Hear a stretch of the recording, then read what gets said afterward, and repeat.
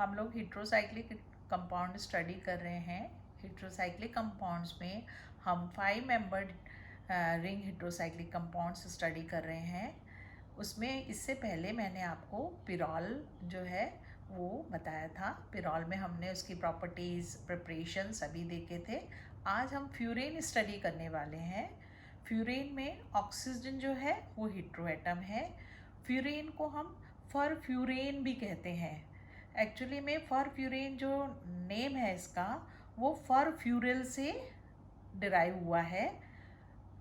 फरफ्यूरिल basically furan का aldehyde है, जिसको कि हमने राइस ब्रेन से डाइल्यूट H2SO4 के साथ डिस्टिल करके 1840 में जो है रिकवर किया था।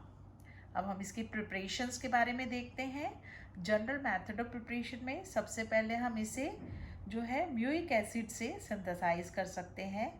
म्यूइक एसिड की जो है ड्राई डिस्टिलेशन से हम फ्यूरोइक एसिड बनाते हैं, जिसको अगर हम बॉइलिंग पॉइंट तक गर्म करेंगे तो वो फ्यूरेन में कन्वर्ट हो जाता है।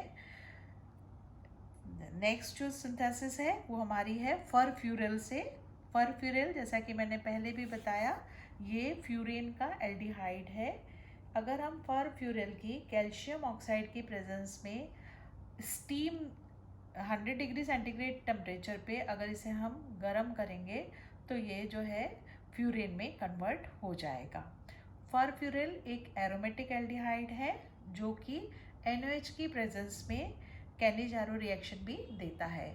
आप सभी जानते हैं कैनिजारो रिएक्शन केवल वही एल्डिहाइड देते हैं जिनकी अल्फा पोजीशन पर एक भी हाइड्रोजन प्रेजेंट नहीं हो।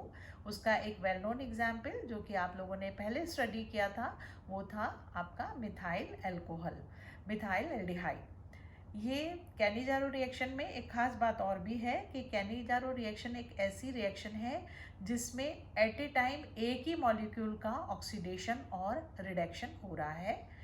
हम फरफ्यूरिल से यहाँ पर जो है रिड्यूस प्रोडक्ट अल्कोहल बन रहा है, फरफ्यूरिल अल्कोहल बना जिसका नाम है, और दूसरा जो कंपाउंड बन रहा है वो उससे जो है वो है फ्यूरोइक एसिड।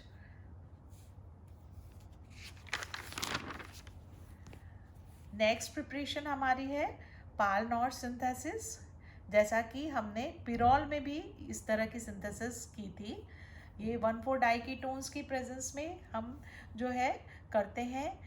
यहाँ पर सिंपली हमें अगर कोई भी डिहाइड्रेटिंग एजेंट हम यूज़ कर सकते हैं यहाँ, जैसे P4O10 भी ले सकते हैं, कंसनट्रेट H2SO4 भी ले सकते हैं। उससे सिंपल डिहाइड्रेशन से जो फ्यूरेन है वो फ्यूरेन डेरिवेटिव में कन्वर्ट हो सकता है। आप ध्यान से देखिए स्लाइड में, यहाँ 1,4 डाइकीटोन्स की हमने इनोल फॉर्म ली है। इनोल फॉर्म से इजीली हम जो है वाटर मॉलिक्यूल एलिमिनेट करके फ्यूरेन डेरिवेटिव जो है सिंथेसाइज कर सकते हैं। नेक्स्ट प्रिपरेशन हमारी है एसीटो एसिटिक एस्टर से। इस मेथड से भी हम फ्यूरेन के डेरिवेटिव ही सिंथेसाइज करते हैं। अगेन यहाँ पर दो मॉलिक्यूल जो है एसीटो एसिटिक ईस्टर के in presence of sodium ethoxide और आयोडीन जो है कंडेंस करके आपस में जुड़ जा रहे हैं। उसकी हमने फिर इनोल फॉर्म ली है, और ये इनोल फॉर्म में भी बिल्कुल सिंपली कंसनट्रेट H2SO4 की प्रेजेंस में डिहाइड्रेशन से रिंग जो है वो जनरेट हो जाएगी। हाइड्रोलिसिस करके हम जो ईस्टर वाला फंक्शनल ग्रुप है उसको आसानी से एसिड में कन्वर्ट कर सकते हैं। और अगर एसिड को भी हम अगर हटाना चाहें तो कैल्शियम ऑक्साइड की प्रेजेंस में गर्म करने से डीकार्बोक्सिलेशन हो जाएगा और 2,5 डाईमिथाइल फ्यूरेन जो है वो बनाया जा सकता है। लास्ट सिंथेसिस है हमारी फीस्ट बाइनरी सिंथेसिस। इसमें एक्चुअली में हम क्या करते हैं, एक तो अल्फा कीटोन्स ले लेंगे और दूसरा कीटो एस्टर्स जो है वो लेंगे।